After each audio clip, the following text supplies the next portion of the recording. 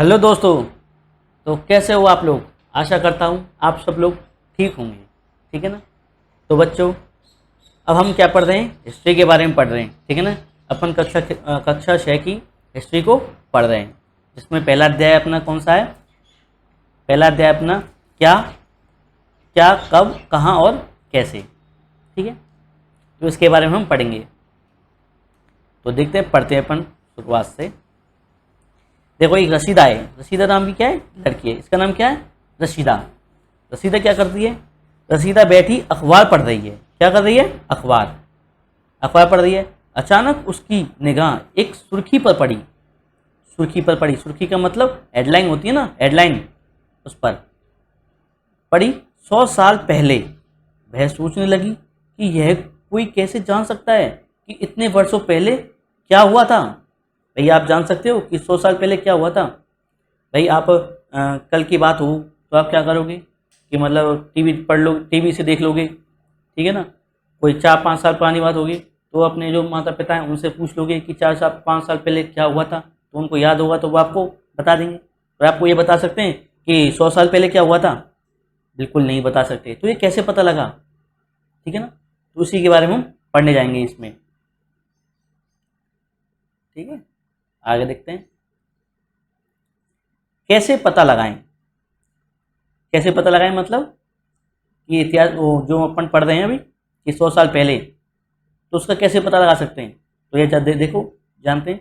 यह जानने के लिए कि कल क्या हुआ था, तुम रेडियो सुन सकते हो। हाँ, बिल्कुल सुन सकते हैं। टेलीविज़न देख सकते हो, देख सकते हैं। फिर अखबार पढ़ सकते हो। तो आजकल की जो घटना हुई वो तो इन 3 माध्यमों से आप पढ़ सकते हो, सुन सकते हो। ठीक है ना? साथ ही यह जानने के लिए कि पिछले पिछले साल क्या हुआ था, तुम किसी ऐसे व्यक्ति से बात कर सकते हो जिसे उसकी उस समय की स्मृति हो। जैसे अपने माता पिता हों तो आप 4-5 साल पहले पूछोगे कि क्या हुआ था, तो आपको बता देंगे कि 4-5 साल पहले ये घटना हुई थी। ठीक है? लेकिन बहुत पहले क्या हुआ था, यह कैसे जाना जा सकता है? देखो, ये कैसे जान सकता है कि 100 साल पहले क्या हुआ था? जैसे आपके आसपास देखना, कई सालों से, कई सालों मतलब 50 साल, 20-25 साल हो जाएं, ठीक है ना, तो कोई मतलब खंडर होता है। जैसे मान लो एक एक फैक्ट्री है। ये क्या है? एक फैक्ट्री। ठीक है? आप यहाँ पे उस फैक्ट्री को देखने गए। खंडर है, इसमें आग लग चुकी थी पहले और अब सब कुछ बंद है। आप इसको देखने गए। ठीक है ना? आपको नहीं पता है किसकी फैक्ट्री है। ठीक है ना? किसकी फैक्ट्री? तो आप गए इसमें और जाके देखा कि यहाँ पे क्या मशीनें हैं, बहुत बड़ी बड़ी ऐसी मशीनें। ठीक है ना? ऐसे मशीन लग रही है, यहाँ पे, यहाँ मशीन लग रही है। ठीक है ना?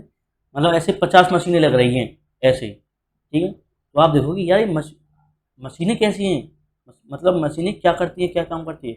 तो आप थोड़ा सा और घूमोगे फैक्ट्री में तो आप देखोगे कि कहीं कपड़े के धागे मिलेंगे आपको, कहीं कपड़े की कुर्तन मिलेंगी आपको।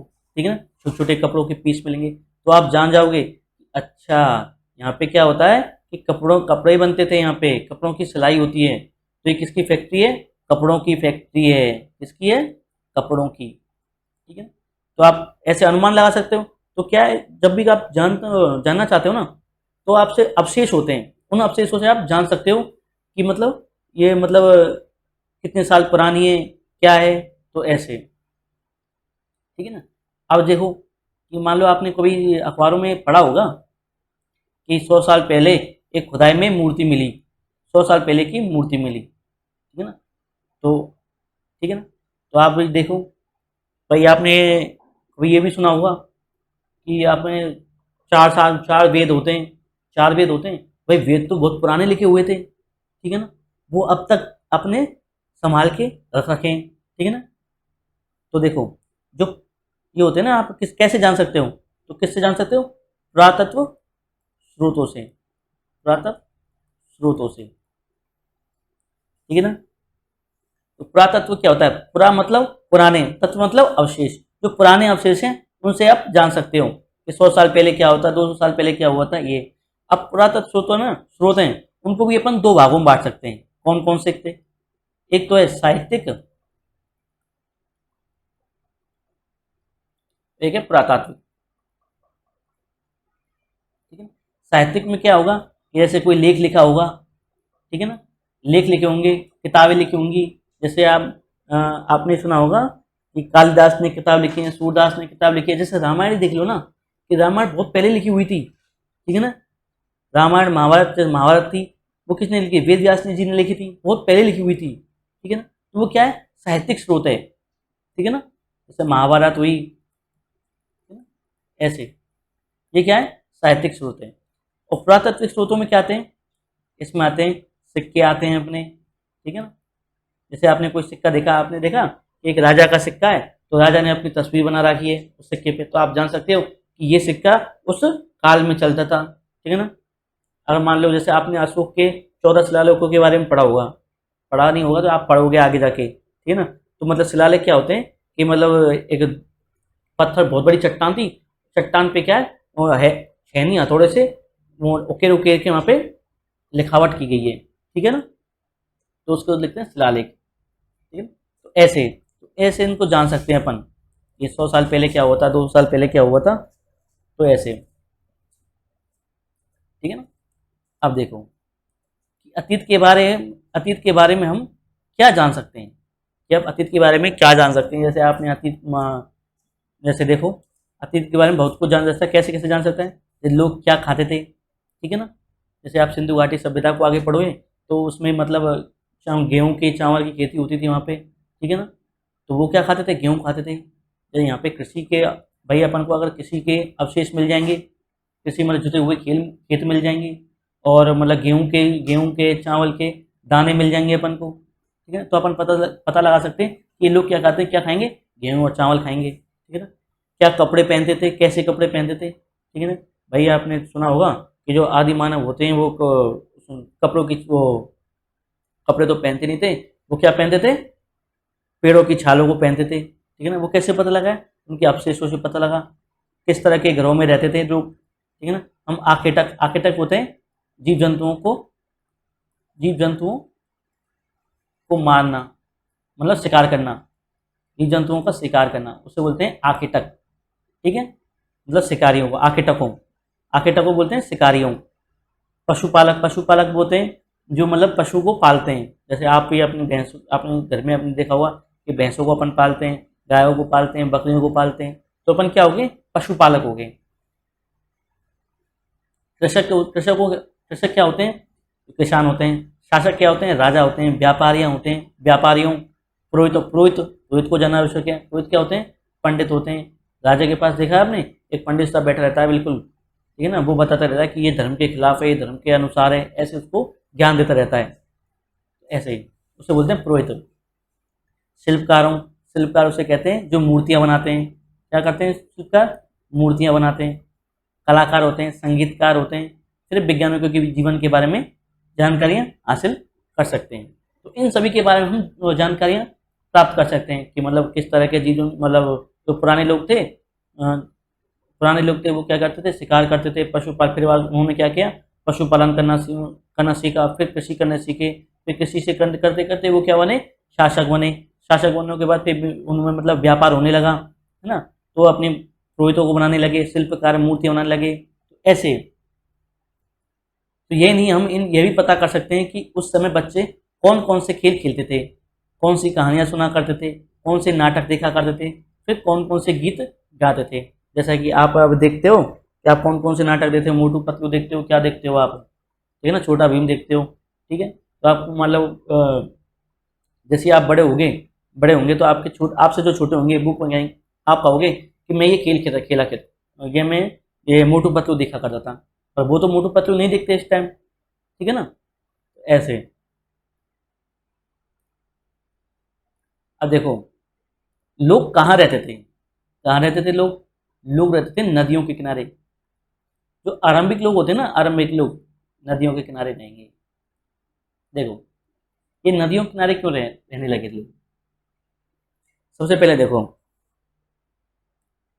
कि पहले क्या आदि मानव होते थे, ठीक है ना। आदि मानव क्या करते थे कि जंगलों में मतलब जानवरों की तरह रहते थे, जानवरों की तरह रहते थे। अब जानवरों से क्या है, वो धीरे धीरे क्या है, एक समाज में रहने लगे, ठीक है ना। उन्होंने एक स्थायी रूप घर बनाया अपना, ठीक है ना। क्यों बनाया स्थायी घर अपना? क्योंकि देखो जानवर होते हैं अलग अलग, मतलब कोई जंगली जानवर होते हैं उनको मार देते हैं, तो क्या फिर क्या है, वो झुंड में रहने लगे एक साथ। तो झुंड में रहने से क्या होता है, एकता में शक्ति होती है। तो कितना भी बड़ा जानवर हो वो उसको मार देंगे, ठीक है ना, वो अपनी जान को बचा सकते हैं। फिर ये क्या करो, फिर उन्होंने क्या किया, वो नदियों के किनारे आने लगे ये, ठीक है ना। जो आदि मानव है ये नदियों के किनारे आने लगे, क्यों आने लगे, पानी के लिए, प्यास प्यास बुझाने के लिए। फिर उन्होंने देखा कि नदी के आस पास क्या हो रही है, मतलब जो घास वास उग रही है वो मतलब खाने को कुछ भी मिलता जा रहा है, ठीक है। तो ये नदियों किनारे ना इन्होंने कृषि चालू करनी, कृषि है ना, कृषि करनी स्टार्ट कर दी, ठीक है। तो कृषि करने से क्या हुआ कि इन पे खाद्यान्न, अब जो खाद्यान्न है वो बढ़ गया, इनके पास जो अनाज है वो बढ़ गया। अब ये शिकार करने नहीं जाते, अब क्या करते हैं, ये बस कृषि करते हैं और अपना भोजन पालन करते हैं बस। और फिर उन्होंने पशु पालना स्टार्ट कर दिया। तो ऐसे ऐसे तो लोग, अब यही बता रहा कि आगे चल चल के अपन को पता लगेगा कि लोग कैसे कैसे क्या करते थे। तो सबसे पहले देखते हैं लोग कहाँ रहते थे, कहाँ रहेंगे। देखो मानचित्र 1 प्रश्न 2 पे नर्मदा नदी का पता लगाओ, ठीक है। नर्मदा नदी को देखेंगे अपन, क्या है यहाँ पे, कई लाख वर्ष पहले से लोग इस नदी के तट पर रह रहे थे। देखो कई लाख वर्ष, तो कई लाख वर्ष हो गया। अपन तो 2 साल 3 साल 4 साल ऐसे बोलते हैं, पर ये किस में चल रहा है, लाखों में चल रहा है भाई, लाखों में। तो कितना पुराना होगा देखो। तो इससे पुराने लोग कहाँ रहते थे, नदियों के पास। यहाँ रहने वाले आरंभिक लोग, इनको क्या बोलेंगे अपन, आरंभिक लोग। ये क्या है, आरंभिक लोग। आरंभिक लोग क्यों बोलेंगे इनको, क्योंकि ये जानवरों से हट गए थे। पहले तो ये जानवर सब समान थे, है ना, कुत्ता बिल्ली बंदर। जैसे अपन को पता है ना कि अपन अपना पूर्व, अपने जो मानव के जो पूर्वज हैं वो कौन है, मानव के पूर्वज आपने सुना होगा बंदर हैं। भाई कोई बच्चा होता है वो ज़्यादा उछल कूद करता है ना, तो उसको घर वाले क्या कहते हैं, अरे बंदर का सा है तू तो यार, उछल कूद करता रहता है, ठीक है। तो वही है, तो क्या है, अपन बंदर के पूर्वज हैं मानव। तो इनको क्या बोलते हैं, आरंभिक लोग बोलते हैं, तो बंदर से तो पहली बार मानव बने थे, ठीक है। आरंभिक लोगों में से कुछ कुशल संग्राहक थे। संग्राहक मतलब जो मतलब अनाज मतलब इकट्ठा करने का काम करते हैं। जैसे मान लो कि एक बड़ा ऐसा हाथी था, ऐसा ऐसा ऐसा हाथी था, ठीक है ना। अब देखो ये ऐसे आदमी थे, ऐसे झुंड में रहने लगे। और झुंड में रहने रहते थे, क्या करा इन्होंने, एक साथ बड़े से बड़े जानवरों को मार देते थे, मार दिया। और जानवरों को मार दिया, जो मांस होता है ना वो मांस को खाएंगे। ये क्या, कच्चा मांस खाते थे पहले, कच्चा मांस खाते थे। तो जो एक दिन में तो कितना खा सकते हैं, आधा खा लेंगे। मान लो आधा बच गया ना, तो आधा क्या होगा, सड़ जाएगा, सड़ेगा या नहीं सड़ेगा। तो इसके लिए क्या करते थे वो संग्रहण करने का काम करते थे। भाई ये आधा मांस है तो इसको इकट्ठा कर लिया, ठीक है ना, कहीं मतलब पानी में रख दिया, कहीं भी मतलब इसको संभाल के रख लिया जिससे ये खराब नहीं हो, ठीक है ना। तो ऐसे तो कुछ कुशल संग्राहक थे, इनको बोलते हैं संग्राहक, जो संग्रहण करते हैं, जो आसपास के जंगलों की विशाल संपदा से परिचित थे, ठीक है ना। कोई अगर जंगलों में रहता है तो क्या होगा, तो संपदा से मतलब जो पेड़ पौधे होंगे, है ना, पेड़ पौधों से क्या फल मिलते हैं उन सभी के बारे में जानता होगा वो, बिल्कुल, ठीक है ना।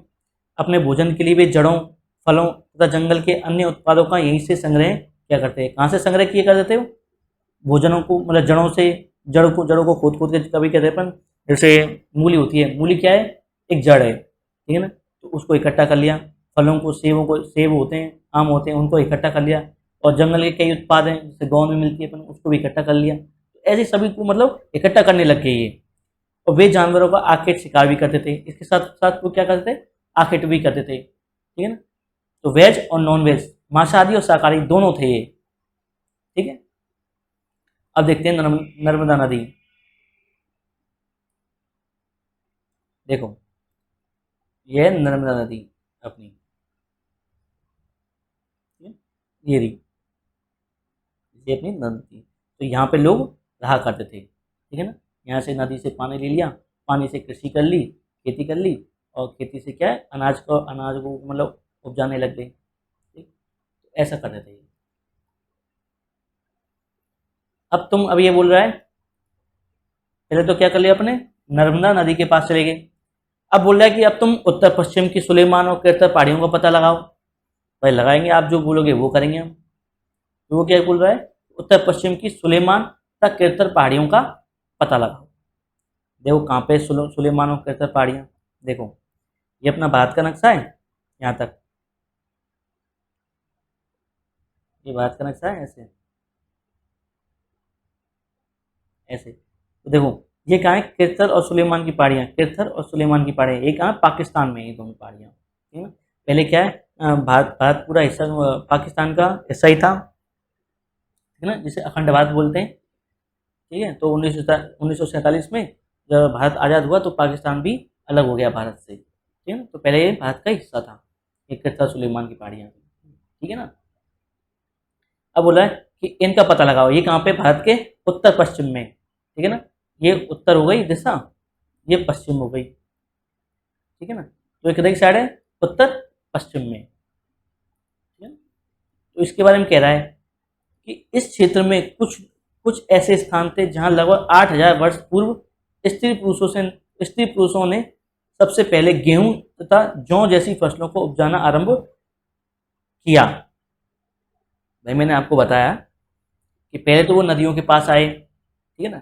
नदियों के पास आने के बाद क्या करें उन्होंने कि वहाँ पे कृषि करना आरंभ कर दिया। क्यों कर दिया कृषि आरंभ करना, क्यों कर दिया, क्योंकि भाई वहाँ पे क्या हो गया, पानी की सुविधा हो गई, ठीक है ना, इसलिए। तो पहले तो कई लाख वर्ष पूर्व थे, अब ये 8,000 वर्ष पूर्व, ठीक है ना। देखो एक बात मैं आपको बता देता हूँ, आपने सोचा हुआ जो तारीख होती है ना वो उल्टी चल रही है, कैसे, यहाँ पे तो लाख आया, लाख के बाद हज़ार आया, ठीक है ना, हज़ार के बाद एक ऐसी स्थिति आएगी जब जीरो आएगा, ठीक है ना, फिर जीरो के बाद एक दो तीन ऐसे चालू होगा, ठीक है ना। तो ये जीरो होती है ना, इसको बोलते हैं, इस जीरो के समय क्या हुआ था, ईसा मसीह का जन्म, ईसाई धर्म होता है ना, ईसाई धर्म, ईसा मसीह, ठीक है ना, ईसा मसीह, इनका क्या जन्म हुआ था, इनके जन्म को अपन क्या बोलते हैं, जीरो मानते हैं, ठीक है ना। तो इससे पहले जो भी घटना हुई हुई होंगी वो तो क्या होंगी, ईसा पूर्व, ठीक है ना। और इसके बाद जो घटना होंगी वो कहेंगे ईसा बाद, ठीक है, समझिए आप।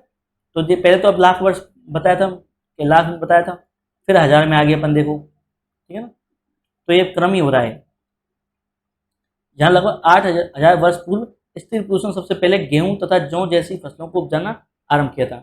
आप देखोगे कि देखो,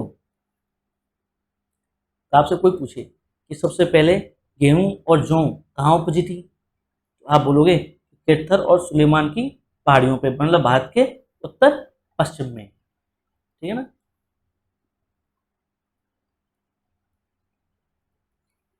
सॉरी,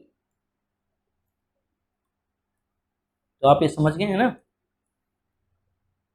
देखो, अब क्या हुआ, कृषि उपजाना आरंभ कर दिया मान लो उन्होंने, अब कृषि उपजाना आरंभ कर दिया तो भाई उन्होंने खेती करी। अब खेती करने से क्या होगा, अनाज होगा, ठीक है ना, अनाज हुआ, अनाज से क्या होगा कि भाई भाई पहले तो क्या है, अपन जैसे बैल होती है ना, बैल बैल क्या करते हैं, खेतों को जोतने का काम करते हैं, ठीक है ना। और जो गाय होती है उनसे अपन दूध भी निकाल सकते हैं। तो उन्होंने क्या किया, खेती के बाद क्या करना आरंभ किया, पशुपालन। देखो सबसे पहले जो आदि मानव थे वो क्या करते थे, आदि मानव कैसे अपन सभ्य बने, ये अब क्रम है एक सभ्य बनने का, ठीक है? सबसे पहले अपन आदि मानव थे, ठीक है ना। आदि मानव से क्या करते, पहले अपन शिकार करते थे, ठीक है ना, शिकार करके खाना खाते थे। फिर शिकार करने के बाद क्या करा, अपने नदियों के किनारे आए, नदियों के किनारे पे क्या किया अपने, कृषि करना आरंभ किया, ठीक है ना। कृषि से क्या हुआ, अनाज उपजा। तो कृषि करने के लिए क्या चाहिए अपन को, पशु पशु चाहिए। तो अपन ने फिर क्या किया, पशुपालन करना आरंभ कर दिया। तो क्रम है, पहले क्या करते, शिकार करते थे, शिकार के बाद फिर नदियों के पास आए, नदियों के पास क्या किया अपने, कृषि करी, कृषि के बाद क्या किया आपने, पशुपालन किया, ठीक है ना।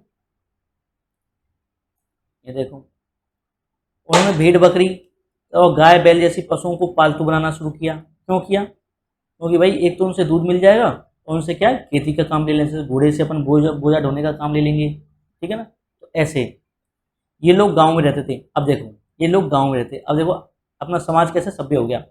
पहले क्या है, जो आदि मानव था ना, अलग अलग रहा करते थे, तो आसानी से क्या है, लोग जो जंगली जानवर होते थे इनको मार गिरा देते। फिर ये नदियों के पास इकट्ठा हुए सब की सब, सबने मिलकर कृषि करना आरंभ किया, है ना, पशुपालन किया। अब क्या एक गांव का रूप ले लिया इन्होंने, ठीक है ना, कई सारे लोग एक साथ इकट्ठा होने के रहने लगते हैं, तो उसे क्या बोलते हैं, हम गाँव बोलते हैं, ठीक है ना। तो आपके गाँव गाँव में भी होगा कि 10-15 मतलब 10-15 तो नहीं, ज़्यादा भी गाँव मतलब 10 ज़्यादा भी घर हो सकते हैं, उसमें जैसे 50-60 गाँव वो घर होंगे, तो क्या एक साथ ही रहते हैं ना, एक ही मतलब एक विशेष क्षेत्र में ही रहते हैं वो, ठीक है ऐसे। तो पशुपालन से क्या हुआ, बाद में क्या गाँवों का विकास हुआ, गाँवों का विकास हुआ, ठीक है ये। अब देखो, अब ये बोल रहा है उत्तर पूर्व में जाओ, उत्तर पूर्व में देखो जाएंगे तो क्या मिलेगा अपन को, गारो तथा मध्य की भारत में विंध्य की पहाड़ियां को पता लगाओ, ठीक है। ये देखो, ये तो क्या है, गारो की पहाड़ियां उत्तर पूर्व में, और एक ये विंध्य की पहाड़ियां, ठीक है ना।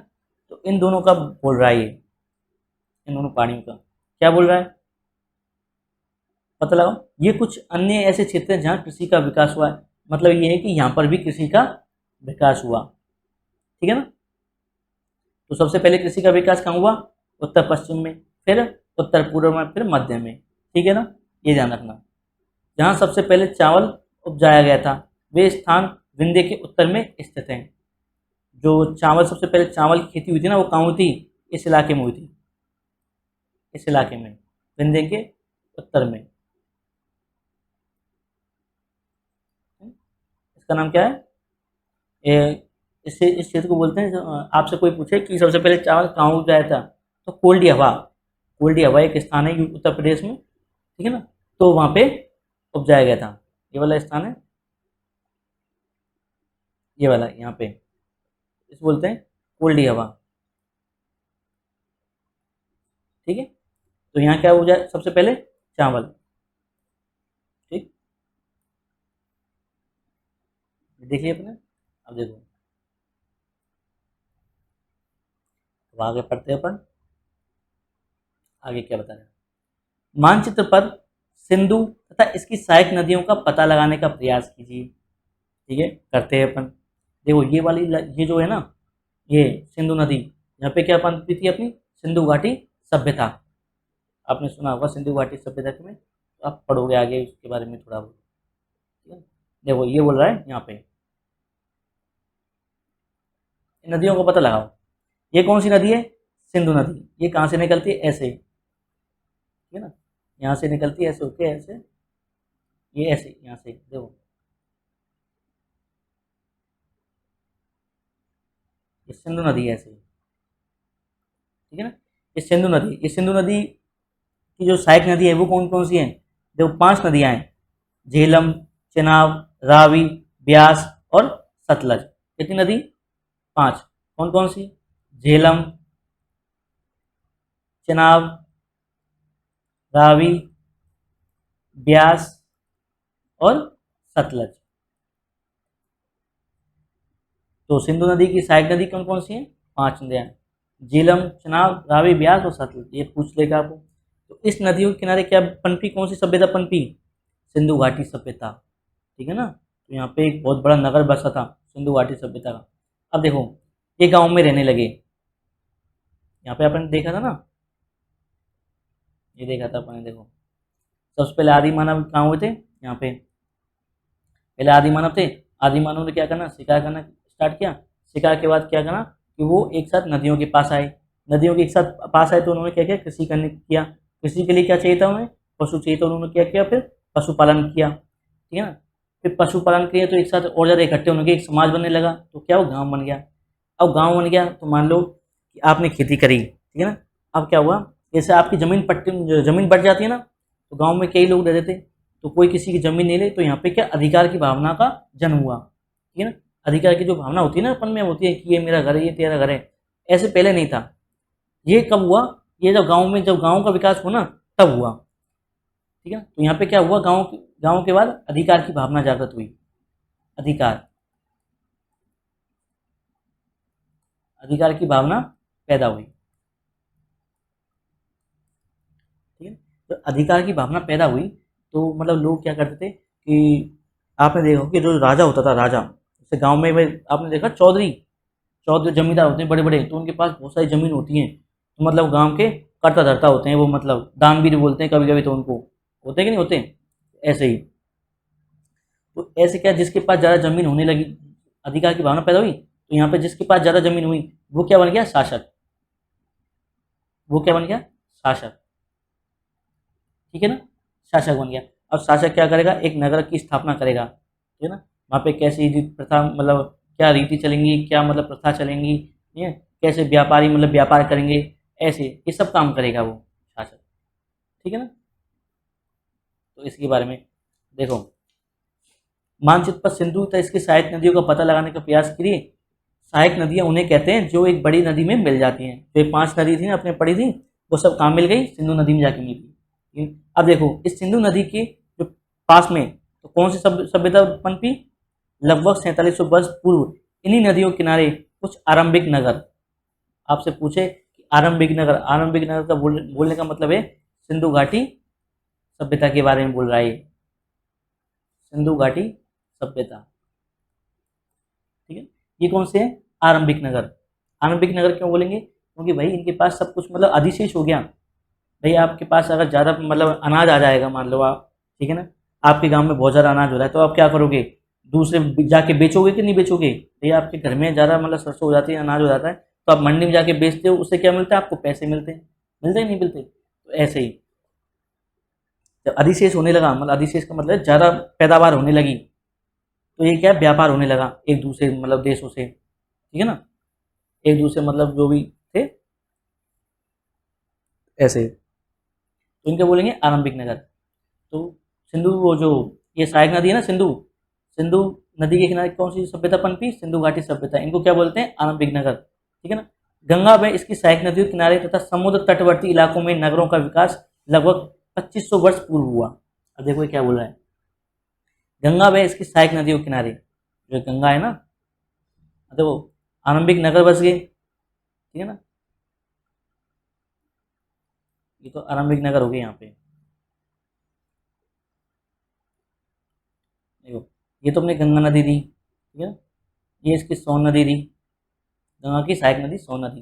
तो इनके किनारों पे कौन सी सभ्यता पनपी, यहाँ पे ये इलाका है, ठीक है ना, जो इलाका है ये, इसमें क्या है, नगरों का विकास हुआ। एक तो है नगर और एक है आरंभिक नगर। आरंभिक नगर कहाँ पे पनपे, सिंधु, यहाँ पे सिंधु नदी के पास, ठीक है ना। और नगरों का विकास कैसे हुआ, यहाँ पे गंगा नदी के पास, ठीक है ना। आपने अशोक चंद्रगुप्त मौर्य इनके बारे में पढ़ा सुना होगा, नाटक देखे होंगे कई सारे, तो वो इन्हीं के क्षेत्र थे वो, ठीक है ना। गंगा व इसकी सहायक नदियाँ, सोन का पता लगाओ। गंगा के दक्षिण में इन नदियों के आसपास का क्षेत्र प्राचीन काल में मगध, वर्तमान में बिहार के नाम से जाना जाता था। ठीक है ना, जो बिहार इस टाइम जो बिहार है ना, वो क्या पहले क्या जाना जाता था, मगध, मगध बोलते थे, ठीक है ना। इसके बहुत शक्तिशाली शासक थे, कौन कौन से, चंद्रगुप्त मौर्य, समुद्रगुप्त, समझे। तो ऐसे ऐसे ऐसे मतलब राजा हुआ करते थे, ठीक है ना। तो और उन्होंने क्या किया, एक विशाल राज्य स्थापित किया। देश के अन्य सभी हिस्सों में भी ऐसे राज्यों की स्थापना की गई थी, ठीक है।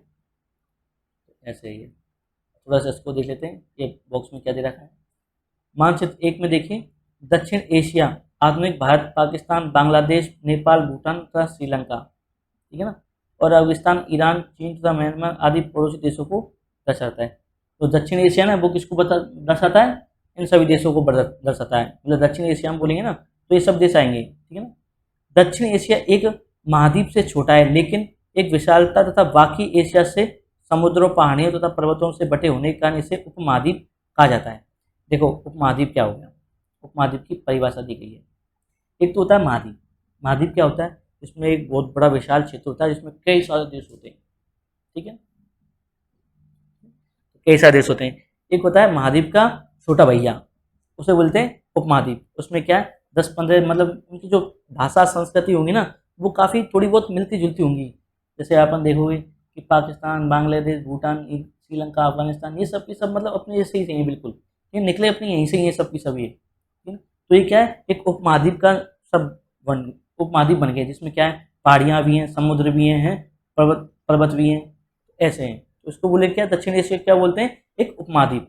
आपसे बोले कि जो उपमहाद्वीप है उसका नाम क्या है, दक्षिण एशिया। दक्षिण एशिया क्या है, एक उपमहाद्वीप। क्यों उपमहाद्वीप, क्योंकि इसमें क्या है, पर्वत हैं, पहाड़ हैं, देश भी हैं, ठीक है ना, ये सभी चीज़ इसमें है। समझ गया। अब देखो, लोगों ने सदैव उपमहाद्वीप के एक हिस्से से दूसरे हिस्से तक यात्रा की। मतलब कोई भारत से पाकिस्तान गया, पहले तो पाकिस्तान नहीं था, पहले बताऊं, पहले पाकिस्तान नहीं था, पहले आप जा सकते थे, बस प्राकृतिक बहुत ही दीवार थी, मतलब पर्वत थे वो, तो उनको पार करके आप आ जा सकते हो।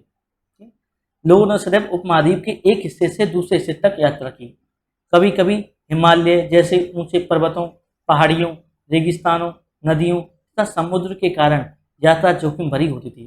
भाई लोग यात्रा करते थे, भाई एक देश से दूसरे देश जाते थे, ठीक है ना, एक राज्य से दूसरे राज्य में जाते थे, तो इनको इनको इनको क्या करना पड़ता, इन चुनौतियों का सामना करना पड़ता। पर्वतों को पार करना पड़ता था, रेगिस्तानों को पार करना पड़ता, नदियों को पार करना पड़ता था, तो ये जोखिम भरे होते थे। फिर भी ये यात्रा उनके लिए असंभव नहीं थी, ठीक है ना। असंभव क्यों नहीं थी, अतः कभी लोग काम की तलाश में, तो कभी प्राकृतिक आपदाओं के कारण एक स्थान से दूसरे स्थान तक जाया करते थे। अब ये लोग मतलब यात्रा क्यों करते, इसके बारे में बताया। यात्रा एक तो काम की तलाश में करते थे, तो एक प्राकृतिक आपदा आ जाने की वजह से। प्राकृतिक आपदा मतलब भूकंप आ गया मान लो, वो मतलब बाढ़ आ गई कोई इलाके में, तो पूरी खेती में बर्बाद होगी, तो वो क्या है, एक दूसरे से एक राज्य से एक राज्य से दूसरे राज्य यात्रा करने लगी।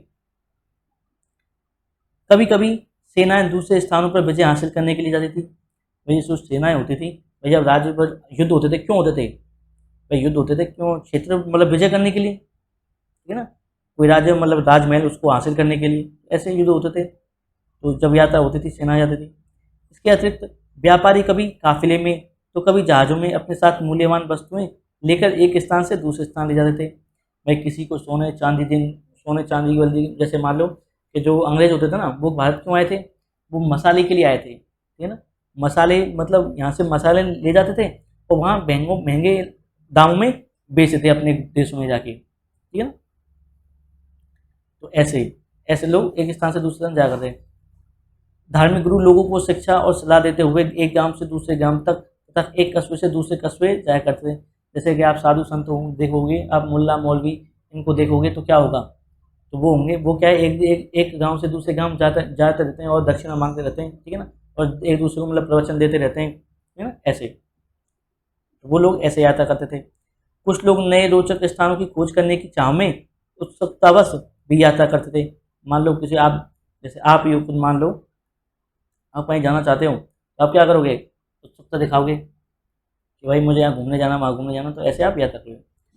आज लोग यात्रा क्यों करते हैं, आज क्यों करते हैं लोग यात्रा, देखते हैं। एक बार फिर से मानचित्र को देखो, पहाड़ियाँ, पर्वत, समुद्र इस उपमहाद्वीप की प्राकृतिक सीमा का निर्माण करते हैं। जो ये है ना, पर्वत और पहाड़ियाँ, ये क्या करते हैं, प्राकृतिक सीमा का निर्माण करते हैं। हालांकि लोगों के लिए इन सीमाओं को पार करना आसान नहीं था। जिन्होंने ऐसा चाहा वे ऐसा कर सके, वे पर्वतों की ऊंचाई को छू सके तथा गहरे समुद्रों को पार कर सके।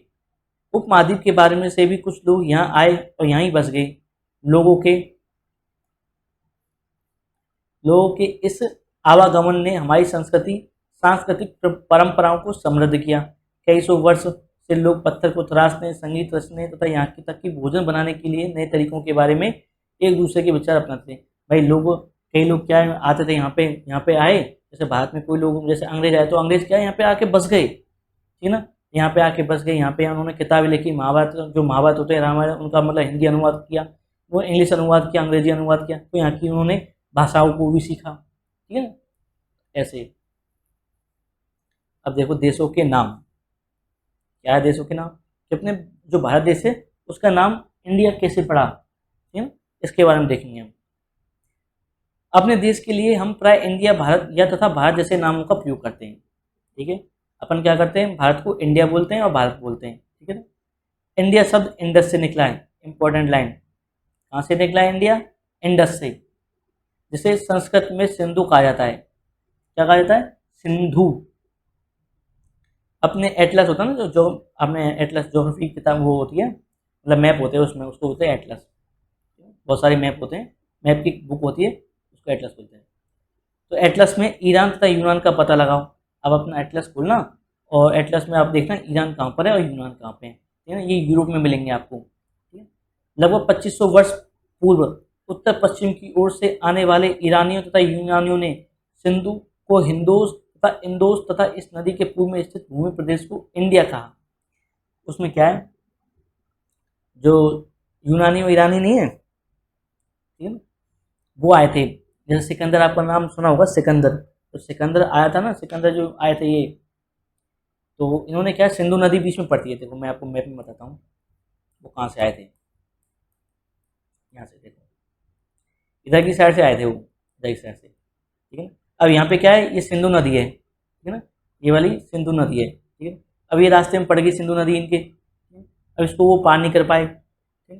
तो इधर से रहने वाले, तो वो क्या है, इंदोस बोलते हैं, इंदोस, सैको है बोलते हैं, वो सैको है, तो सिंधु बोलते हैं, सिंधु तो बोलते नहीं, वो हिंदू बोल देते फिर वो, ठीक है ना। उनके वहाँ सैको क्या बोलते हैं, है बोलते हैं, है ना? वो बोलते तो सिंधु हैं, पर वो क्या बोल जाता है अपन को, हिंदू बोलते हैं कि हिंदू का कहाँ से आया, तो हिंदू यहाँ से आया।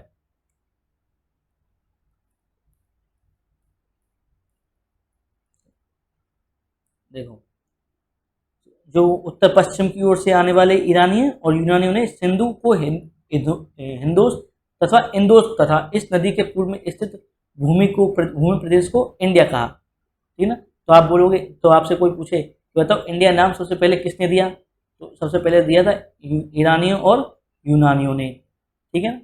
ये क्वेश्चन आएगा आपके, ठीक है ना। अब देखो, एक भरत, आप जो भारत नाम कैसे पढ़ा, भरत नाम का प्रयोग उत्तर पश्चिम में रहने वाले लोगों ने एक समूह के लिए किया जाता था। जो उत्तर पश्चिम में क्या है कि जनजाति जनजाति रहती थी, जिसे बोलते हैं आर्य, ठीक है ना। वहाँ उसको, वहाँ के रहने वाले लोग समूह के लिए भरत, उस जो समूह में रहते थे उसको बोलते थे भरत, उस समूह का नाम था भरत। इस समूह को उल्लेख संस्कृत की आरंभिक लगभग 3500 वर्ष पुरानी कृति ऋग्वेद, देखो ऋग्वेद क्या है, साहित्यिक पुरातत्व स्रोत है ना, ऋग्वेद में मिलता है। बाद में इसका उपयोग देश के लिए होने लगा। आपने आपने ये नाम सुना होगा, अभिज्ञान शकुंतला, ठीक है ना, तो मतलब प्रेम कहानी है अभिज्ञान और शकुंतला की, ठीक है ना। तो उसमें उनके जो बेटे का नाम होता है ना, उनका नाम, उसका नाम होता है भरत, ठीक है। तो उसी के नाम पे, भरत के नाम से क्या पड़ा, उस जो जनजाति है उसका नाम पड़ा, वहाँ पे रहते थे उत्तर पश्चिम में। अब वो उत्तर पश्चिम में क्या है, यहाँ पे निवास करने आ गए इंडिया में, ठीक है ना। तो इससे जब इंडिया में निवास करने आए, तो उसका नाम क्या हो गया, भारत। तो ये कहाँ पे मिलता है अपन को, भारत का उल्लेख ऋग्वेद में, ठीक है ना। अब देखो, अतीत के बारे में आप कैसे जान सकते हैं, जो मैंने आपको बताया था पुरातत्व स्रोत और साहित्यिक स्रोत, तो उसके बारे में पढ़ेंगे अब अपन, ठीक है। अतीत की जानकारी हम कई तरह से प्राप्त कर सकते हैं। इनमें से एक तरीका अतीत में लिखी गई पुस्तकों को ढूंढना और पढ़ना है। ये पुस्तकें हाथ से लिखी होने के कारण पांडुलिपि कही जाती हैं। देखो, पांडुलिपि क्या होती हैं, जैसे आपने देखा होगा, देखो ये पांडुलिपि है, देखो ये क्या है, एक वो ले लिया, ताड़ का पत्ता, ताड़ का पत्ता मतलब छाल ले ली, ठीक है, पेड़ की छाल ले ली।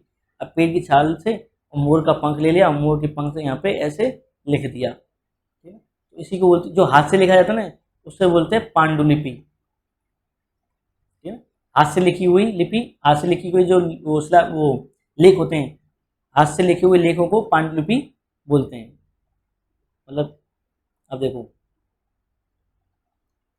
इनमें से एक तरीका अतीत में लिखी गई पुस्तकों को पढ़ना, ढूंढना और पढ़ना है। ये पुस्तकें हाथ से लिखी होने के कारण पांडुलिपि कही जाती हैं। तो पांडुलिपि क्या क्यों कही जाती है, क्योंकि ये हाथ से लिखी जाती है।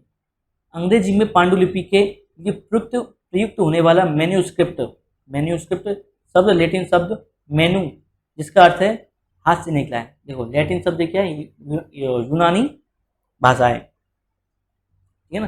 तो वहाँ पे क्या है, मैन्यूस्क्रिप्ट बोलते हैं पांडुलिपियों को, ठीक है ना। तो मैन्यू का क्या अर्थ होता है, हाथ से लिखा होना, ठीक है। तो ये पांडुलिपियाँ प्राय ताड़पत्र, मतलब पेड़ होते हैं ना, तो ताड़ मतलब बोलते हैं पेड़, पेड़ की छाल, तथा हिमालय क्षेत्र में उगने वाले भूषण नामक पेड़ की छाल से विशेष तरीके से तैयार भोजपत्र पर लिखी मिलती है। तो जो पांडुलिपि होती है ना, ये भुर्ज नामक पेड़ की छाल पे क्यों लिखते हैं? क्योंकि देखो, जो इसमें क्या है, दीमक नहीं लगती है। अगर मान लो किसी लकड़ी को आप रख दो तो दीमक उसको खा जाएगी, ठीक है ना। तो इसमें क्या कम दीमक लगती है, तो नष्ट नहीं होते हैं ये, ठीक है ना, नष्ट नहीं होते हैं, इसलिए इनका उपयोग किया जाता है। ठीक है, ये देखो, ये ताड़पत्रों से बनी पांडुलिपि का एक पृष्ठ है ये, जो नीचे मैंने आपको बताया वो। यह पांडुलिपि लगभग 1000 वर्ष पहले लिखी गई थी। 1000 वर्ष पहले लिखी थी। किताब बनाने के लिए ताड़ के पत्तों को काटकर उनके अलग अलग हिस्सों को एक साथ बांध दिया जाता है। तब भुर्ज की छाल से बनी हुई ऐसी एक पांडुलिपि को तुम यहाँ दे सकते हो। तो मतलब क्या है, ऐसी मिला मिला के, तो यहाँ पे क्या है, ऐसे भी एक छेद कर दिया, देखो ये छेद कर दिया, यहाँ पे छेद कर दिया, ऐसे इसके ऊपर एक और रख देंगे, ठीक है ना। अब इसको क्या है, एक धागे से यहाँ से ऐसे बांध देंगे, एक के ऊपर ऐसे करके धागे किताब से बना देंगे इसको, ठीक है ना, ऐसे। इतने वर्षों में इनमें कई पांडुलिपियों को कीड़ों ने खा लिया तथा कुछ नष्ट कर दी गई, फिर भी ऐसी कई पांडुलिपियां आज भी उपलब्ध है। भाई कई नष्ट हुई थी, कई कीड़ों को खा लिए, कई कई पांडुलिपियों को कीड़ों ने खा लिया है। ये पांडुलिपियां मंदिरों तथा बिहारों में प्राप्त होती हैं, मंदिरों और बिहारों में प्राप्त होती हैं। पांडुलिपियां कहाँ प्राप्त होती हैं, आपसे पूछे तो कहाँ प्राप्त होंगी, मंदिरों और बिहारों में। मोस्ट इंपॉर्टेंट लाइन है ये, ध्यान रखना, ठीक है ना, कहाँ प्राप्त होंगी, मंदिरों और बिहारों में। इन पुस्तकों में धार्मिक मान्यता एवं व व्यवहार, राजाओं का जीवन, औषधियाँ तथा विज्ञान आदि सभी प्रकार के विषयों की चर्चा मिलती है। देखो, इतिहास को जानने के दो स्रोत हैं, कौन कौन से, एक तो है पुरातात्विक, पुरातात्विक, और एक है साहित्यिक।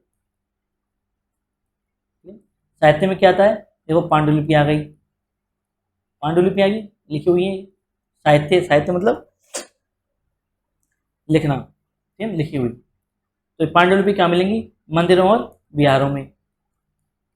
इनसे आप क्या जान सकते हो, पांडुलिपियों से आपको क्या इतिहास के बारे में क्या जानने को मिलेगा पांडुलिपियों से। तो देखो क्या जानने को मिलेगा, भाई ये जानने को मिलेगा धार्मिक मान्यता कैसी कैसी थी। भाई इन पांडुलिपियों में लिख देंगे कि भाई यहाँ पे ऐसे ऐसे पूजा पाठ होगी, ऐसे ऐसे ये होगा, पूरा धर्म के बारे में बताया जाएगा, ठीक है ना, ऐसे उपदेश देंगे, तो ऐसे इनमें लिखा होगा। राजाओं का जीवन, कि राजाओं का जीवन कैसा होगा, इन पांडुलिपि में राजा कैसा व्यवहार करेगा, राजा न्याय कैसे करेगा, ठीक है ना, किस प्रकार से वो प्रजा को खुश रखेगा, तो उसके बारे में बताएगा पांडुलिपि। औषधि तथा विज्ञान के बारे में, जैसे मान लो कि पहले तो, भाई पहले भी तो इलाज करते थे लोग, वैद्य होते थे, पहले वैद्य होते थे, वो कहाँ से इलाज करते थे, वो भी पढ़ते थे। तो वो कहाँ से पढ़ते, इन पांडुलिपियों के माध्यम से पढ़ते थे। वो क्या पांडुलिपियों में लिखते थे, लिख देने के बाद वो आने वाले उनके जो शिष्य होते हैं वो इनको पढ़ लेते हैं। इनके अतिरिक्त अतिरिक्त हमारे यहाँ महाकाव्य, कविताएं तथा नाटक भी हैं। इनमें से कई संस्कृत में लिखे हुए हैं, जबकि अन्य प्राकृत और तमिल में है। प्राकृत भाषा का प्रयोग आम लोग करते हैं। देखो, आप कौन सी भाषा बोल रहे हैं, अपन बोल रहे हैं हिंदी भाषा। अपनी भाषा कौन सी है, हिंदी।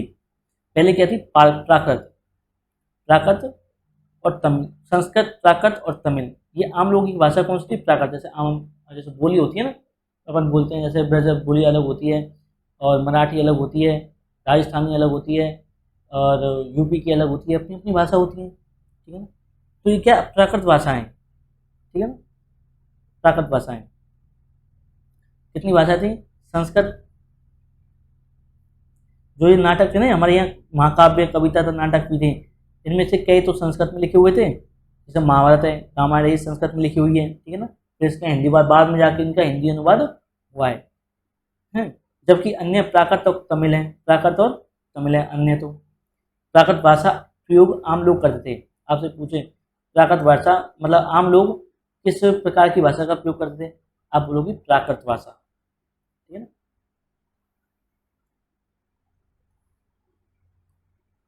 हम अभिलेखों का भी अध्ययन कर सकते हैं। अभिलेख, अब देखोगे कि अभिलेख क्या होते हैं, ठीक है। आपने पांडु साहित्यिक स्रोत तो पढ़ लिया, अब देखो अपन पढ़ेंगे पुरातात्विक स्रोत। पुरातात्विक स्रोत में सबसे पहले पढ़ेंगे अभिलेख के बारे में, ठीक है ना। सबसे पहले अभिलेख है, ऐसे लेख पत्थर अथवा धातु जैसी अपेक्षाकृत कठोर सतहों पर उत्कीर्ण, उत्कीर्ण मतलब उकेरे गए, उकेरना, देखो जैसे उकेर दिया ना, लाइन लाइन खींची किए गए मिलते हैं। कभी कभी शासक अथवा अन्य लोग अपने आदेशों को इस तरह उत्कीर्ण करवाते हैं ताकि लोग उन्हें देख सकें, पढ़ सकें तथा उनका पालन कर सकें। देखो अभिलेख होते हैं, वो पहले तो ये जाना होगा अभिलेख कैसे होते हैं। अभिलेख मतलब कहाँ पे लिख होते हैं, तो ये कैसे होते हैं, पत्थर के होते हैं, पत्थर के होते हैं, धातु के हो सकते हैं, ठीक है ना। और ये क्या होते हैं, कठोर होने चाहिए, पत्थर धातु के होने चाहिए और कठोर होने चाहिए। फिर उन पे क्या करते हैं, कुछ लेख लिख देते हैं, उसकी मतलब चयन होने से उन पे लिख देते हैं। जैसे देखो ये लिख दिया है इन्होंने, तो ये पेड़ लिख दिया ना, देखो ये सब कुछ लिखा जा रहा है, ये मतलब 6 हथौड़े से उकेर दिए गए। अब ये क्यों उकेरे गए, अब क्या करता है, जैसे मान लो एक राजा है, ठीक है? उसको ये कहना है कि कोई चोरी करेगा ना तो उसको दंड मिलेगा, ठीक है। तो एक एक को जाके कहेगा नहीं कि आप चोरी करोगे तो दंड मिलेगा, आपको चोरी करोगे तो दंड मिलेगा। तो वो क्या करेगा, एक जो गांव का एक ऐसा हिस्सा ले, जो अपने नगर का एक ऐसा हिस्सा लेगा, मतलब चौराहे लेगा जहाँ पर सब लोगों की आवाजाही होती हो, तो वहाँ पे क्या है, वो क्या करेगा, इस अभिलेख को क्या गाड़ देगा वहाँ पे, ठीक है ना। गाड़ने के बाद जो भी आएगा इसको पढ़ के चले जाएगा कि भाई चोरी करने पर उसके हाथ काट दिए जाएंगे, उसके पैर काट दिए जाएंगे, तो ऐसे ऐसे, ठीक है ना। तो उससे क्या होगा कि लोगों को जानकारी हो जाएगी, हाँ भाई चोरी नहीं करनी है, या चोरी करेंगे तो बहुत ज़्यादा सजा देगा राजा। अपने आदेशों को इस तरह उत्कीर्ण करवाते हैं ताकि लोग उन्हें देख सकें, पढ़ सकें तथा उनका पालन कर सकें। कुछ अन्य प्रकार के अभिलेख भी मिलते हैं जिनमें राजा तथा रानियों की सहित अन्य स्त्री पुरुषों ने भी अपने कार्यों के विवरण उत्कीर्ण करवाए हैं। उदाहरण के लिए प्राय शासक लड़ाइयों में अर्जित विजयों का लेखा झोंका रखा करते हैं। भाई आप कोई राजा है, कहीं युद्ध करके आया, वो जीत के आया, कई सारा सोना जीत के आया, भाई बहुत सब चीज़ जीत के आया, तो वो क्या करेगा, अपनी प्रशंसा करवाने के लिए, अपनी प्रशंसा करवाने के लिए वो एक शिलालेख ऐसे अभिलेख गढ़वा देगा। अभिलेख गढ़वाने के बाद सब आएंगे तो देखेंगे, अरे यार इसने क्या क्या भयंकर उपलब्धियाँ प्राप्त की हैं, बहुत सारी उपलब्धियाँ प्राप्त की हैं, कई विजय प्राप्त किए हैं, ठीक है ना। इनके बारे में क्या, प्रजा को क्या, राजा को क्या होगा, तो प्रजा की तरफ से राजा के एक अच्छे राजा की भावना पैदा होगी उससे, ठीक है ना। ऐसे जैसे शांति कायम रहेगी। अब देखो इसको थोड़ा सा पढ़ लेते हैं। ये ये क्या बता रहा है, लगभग 2250 वर्ष पुराना यह अभिलेख, वर्तमान जो ये अभिलेख है ना, ये इसके बारे में बता रहा है। ये अभिलेख कहाँ प्राप्त हुआ, अफगानिस्तान के कांधार से। कहाँ से, अफगानिस्तान के कांधार से। इसको बोलते हैं बोगजकोई। इस अभिलेख का नाम क्या है, बोगजकोई अभिलेख। सबसे पुराना अभिलेख है ये, ठीक है ना, बोगजकोई। ये जो अभिलेख है ये सबसे पुराना अभिलेख है, ये आपको ध्यान रखना है। ये कहाँ मिला है, अफगानिस्तान के कांधार से प्राप्त हुआ है। यह अभिलेख अशोक नामक शासक के आदेश पर उत्कीर्ण करवाया गया था। अशोक था ना, नहीं नहीं ये बोगज कोई नहीं है, सॉरी सॉरी सॉरी, ये बोगज कोई नहीं है, ये अशोक का अभिलेख है, ठीक है। सॉरी मैं थोड़ा गलत हो गया, ठीक है, अशोक के अभिलेख हैं ये, ठीक है ना। अशोक भाई एक राजा था, ठीक है ना, जो मगध में रहता था, ठीक है? तो उसने क्या, बौद्ध धर्म का इतना पालन वो अनुसरण किया कि उसने जगह जगह अपने अपने अभिलेख स्थापित कर दिए, दूर दूर तक, जहाँ तक उसका शासन था। इस शासक के विषय में तुम अध्याय 7 में पढ़ोगी, है ना? जो अशोक है ना, इसके बारे में अच्छा 7 में आपको पढ़ने को मिलेगा, इस अभिलेख के बारे में पढ़ना मिलेगा आपको। जब हम कुछ लिखते हैं तब हम किसी लिपि का प्रयोग करते हैं, ठीक है ना, तब हम कुछ लिखते हैं किसी लिपि का प्रयोग करते हैं। लिपियाँ अक्षरों अथवा संकेतों से बनी होती हैं। लिपियाँ क्या होती है, लिखने का ढंग। लिखने का ढंग कैसे, जैसे हिंदी है, हिंदी को कैसे लिखते हैं अपन, देखो ये हिंदी लिखी हुई है तो इधर से राइट से, लेफ्ट से राइट की ओर, बाएं से दाएं की ओर लिखते हैं अपन हिंदी।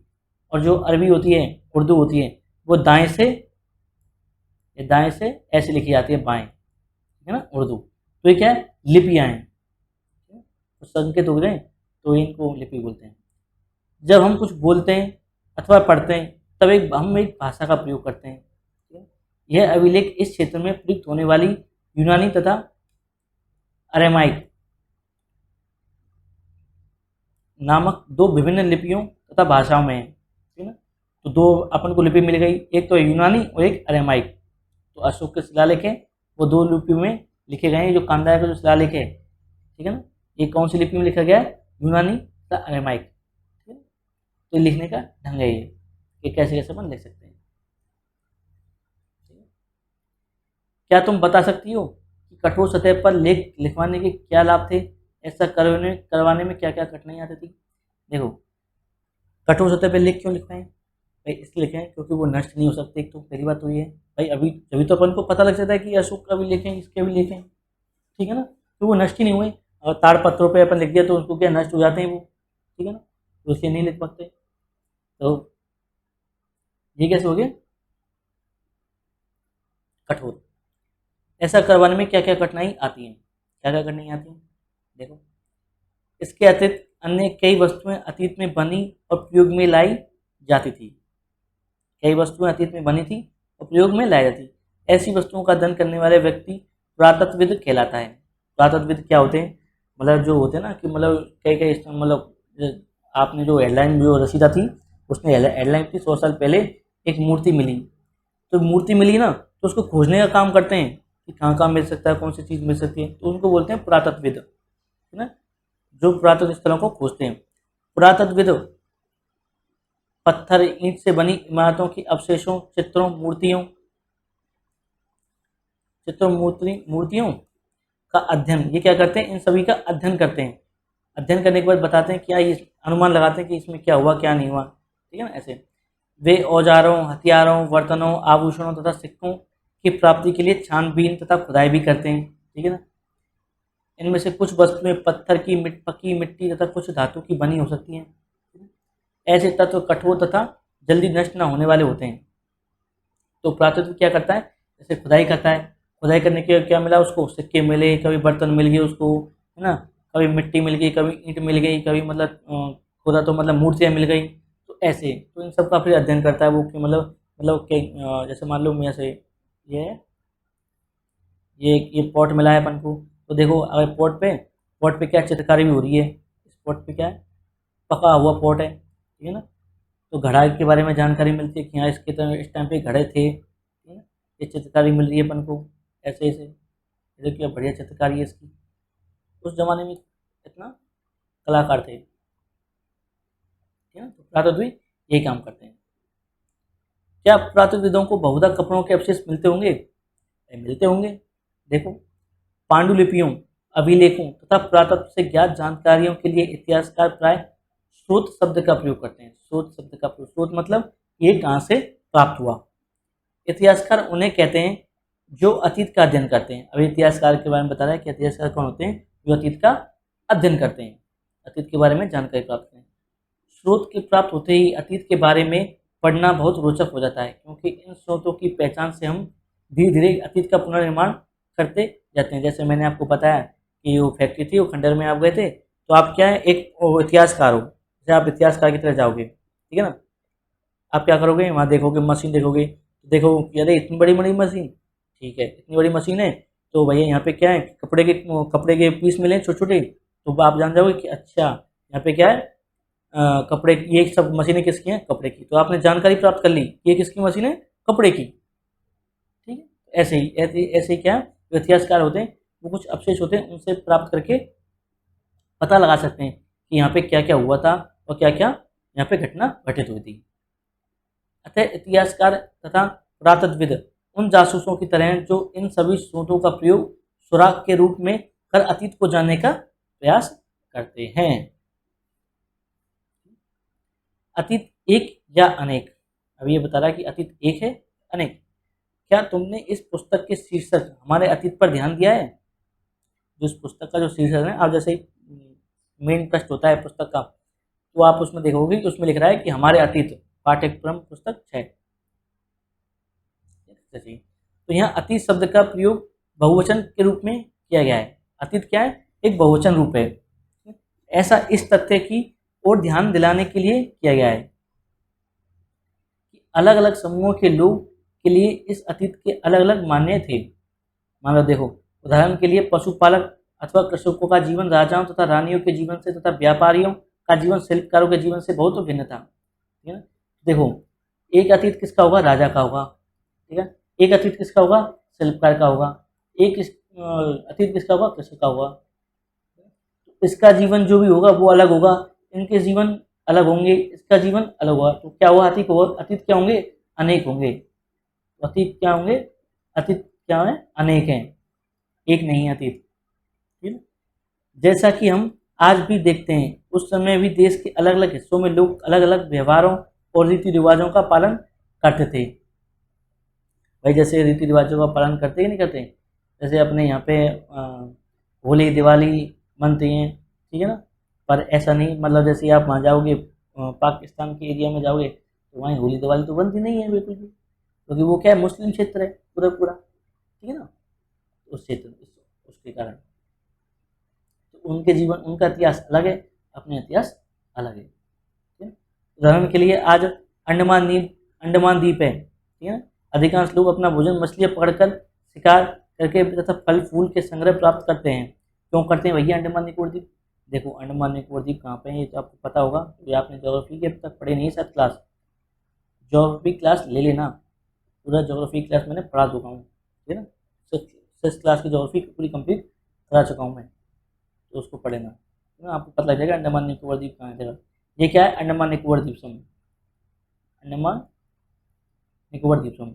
अब देखो ये क्या है, समुद्र से घिरा हुआ चारों तरफ से, ठीक है ना, चारों तरफ चले, तो फिर कृषि करने के लिए मतलब जगह ही नहीं है, जमीन ही नहीं है बिल्कुल भी, ये टापू है, तो टापू पे खेती होगी नहीं, तो खेती नहीं होगी तो क्या करेंगे, वो मछलियाँ पकड़ेंगे, ठीक है ना। फल फूल जो भी पेड़ पौधे होंगे उनसे फल फूल मिलेंगे उनको, तो उनका संग्रह करेंगे। अब इसके विपरीत देखो, शहरों में रहने वाले लोग खाद्य आपूर्ति के लिए अन्य व्यक्तियों पर निर्भर करते हैं, ठीक है ना। तो जैसे आप शहरों में जाएंगे तो क्या होगा, शहरों के आप परचूने की दुकान पर जाओगे, परचूने की दुकान पर जाओगे, क्या ऐसा कर 1 किलो अनाज पैन, 1 किलो आटा पैक कर दे, 1 किलो दाल पैक कर दे, ऐसे खाओगे आप, ठीक है ना। तो उन आप तो क्या मांग रहे हो दूसरों से, और जो ये अंडमान निकोबार द्वीप समूह वाले ये क्या करते हैं, मछली पकड़ते हैं। तो देखो ना, तो इनका जीवन, इनका अतीत अलग है बिल्कुल, इनका जीवन जो अतीत होगा वो अलग होगा, और जो शहर में रहने वाले होगा उनका अतीत होगा। ऐसे सब सभी लोगों का अतीत अलग अलग होता है, आपका अतीत अलग है, आपके दादा दादी का अतीत अलग है, ठीक है ना। आपके मतलब जो भी आस पड़ोसी है उनका अतीत अलग है, ठीक है ना। ऐसे इसके विपरीत एक अन्य तरह का भेद है, उस समय शासक अपनी विजयों का लेखा जोखा करते थे, लेखा जोखा रखते, यही कारण है कि हम उन शासकों तथा उनके द्वारा लड़ी जाने वाली लड़ाइयों के बारे में काफ़ी कुछ जानते हैं। अब देखो कि हमको कैसे पता लगा कि जो सम्राट अशोक है वो इतना बड़ा महान शासक था, चंद्रगुप्त मौर्य इतना महान शासक था, ये क्या करते थे, जैसे कोई भी सेना मतलब युद्ध लड़ते थे, जीतते थे, तो जीतने आने के बाद क्या करते हैं, वो शिला लेख जड़वाते थे, मंदिरों का निर्माण कराते थे, और वहाँ पे क्या है वो लिखवा लेते थे कि ये इसके लिए बनाए, मैंने ये विजय प्राप्त की है, इस विजय प्राप्ति के उपलक्ष्य में मैंने मंदिर का निर्माण कराया है, ठीक है ना। जैसे जैसे आपने कभी देखा होगा मंदिरों में, आप अभी देख लो कि मंदिरों में दान देते हैं ना, दान दान देते हैं तो क्या करते हैं कि अपना मतलब अपना नाम है वो लिखवा देते हैं कि इस लड़के ने, इस आदमी ने ये कुर्सी मेज दान की है, ये दान किया है, मतलब धर्मवीर बनते हैं, उनको बोलते हैं दानवीर या धर्मवीर, ठीक है ना, जो ज़्यादा दान करते हैं। तो जो दान करने वाला होता है ना, वो हमेशा गुप्त होना चाहिए, और दान की इच्छा ही होती है। तो ये भी क्या है, राजा होते थे, तो राजा भी ऐसा ही करते थे, कोई युद्ध जीत के आते थे तो युद्ध की प्रशंसा करने के लिए वो लिखवा देते। अब क्या है, अपन को वो प्राप्त हुए जो उन्हें जो लिखे हुए थे मंदिरों में, जो पांडुलिपियाँ थी और या मतलब शिलालेख थे, उनके माध्यम से अपन को जानकारी प्राप्त हुई, क्या ये अच्छा ये राजा था, इसने ये युद्ध लड़ा था, और इस युद्ध के कारण इसने ये उपलब्धियां प्राप्त की हैं। जबकि शिकारी, मछुआरे, संग्राहक, कृषक अथवा पशुपालक जैसे आम आदमी प्राय अपने अपने कार्यों का लेखा जोखा नहीं रखते थे। वे ये नहीं रखें क्योंकि इनके पास भाई काम ही थोड़ा है, बिल्कुल भी, तो उनका फ्री टाइम थोड़ी है।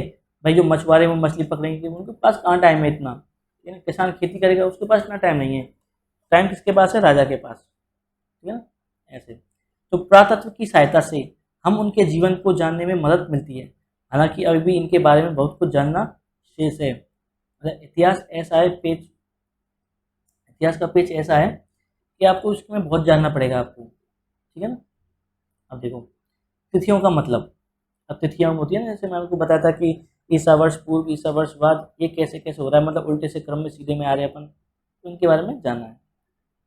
अगर कोई आप तुमसे तिथि के विषय में पूछे तो तुम शायद उसी दिन की तारीख, माह, जैसे वर्ष की 2000 या किसी इसी तरह का कोई और वर्ष बताओगे। नहीं बताओगे, नहीं बताओगे। जैसे आपको आज की तारीख पूछे तो क्या होगा, तो आप बता दो कि आज ये तारीख है और ये वर्ष चल रहा है और ये महीना चल रहा है, ठीक है। तो वर्ष की यह गणना ईसाई धर्म प्रवर्तक ईसा मसीह के जन्म की तिथि से मान से की जाती है, ठीक है ना। तो ये वर्ष है ना कि आप 2023 चल रहा है, ठीक है ना, 2023। ईसा मसीह को क्या है, जन्म लिए हुए कितना हो गया, 2023 दिन हो गए, तो 2023 साल हो गए, ठीक है ना। 2023 ये ईसा मसीह है। ईसा मसीह को जन्म लिए कितने साल हो गए, 2023 साल हो गए, ठीक है? पर ऐसा थोड़ी है कि इससे पहले साल नहीं थे, इससे पहले ही तो साल थे, तो उनको बोलेंगे ईसा पूर्व, ठीक है ना, ईसा पूर्व। ये क्या होंगे, उल्टे क्रम में आएंगे। जैसे यहाँ पे 1000 है तो 1000 से 100 पे आएंगे, 100 पे 50 पे आएंगे, 50 से फिर ये 0 पे आएंगे, ठीक है ना। फिर यहाँ पे 1 होगा, फिर 2 होगा, फिर 3 होगा, ऐसे करके 2023 आएगा फिर, ठीक है, ऐसे। अतः अतः 2000 वर्ष कहने का तात्पर्य ईसा मसीह के जन्म के 2000 वर्ष के बाद से है, ठीक है ना। इसी ईसा मसीह के जन्म के पूर्व की सभी तिथियां ईसा पूर्व, ठीक है ना। जो ईसा मसीह के जन्म की जो पूर्व की तिथि है ना, ये वाली तिथियां हैं, तो उनको बोलते क्या, ईसा पूर्व, ईसा पूर्व या ईसा से पहले के रूप में जानी जाती हैं। इसी पुस्तक में हम 2000 को अपना आरंभिक बिंदु मानते हुए वर्तमान से पूर्व की तिथियों का उल्लेख करेंगे, ठीक है। अब देखो ये ईसा पूर्व में बता दिया मैंने, ईसा पूर्व क्या होता है, ईसा ईसा पूर्व ईसा पूर्व क्या होता है और एडी क्या होता है, ठीक है ना, इनके बारे में थोड़ा ध्यान लेते हैं अपन। ईसा पूर्व तो जानेंगे, ईसा मतलब क्राइस्ट और पूर्व मतलब बिफोर, तो बिफोर क्राइस्ट इसका हो गया।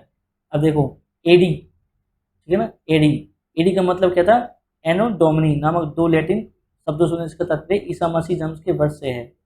एडी, एडी का मतलब क्या है, जिस दिन ईसा मसीह का जन्म हुआ उसको बोलते क्या है, एडी, है ना, एनो डोमिनी।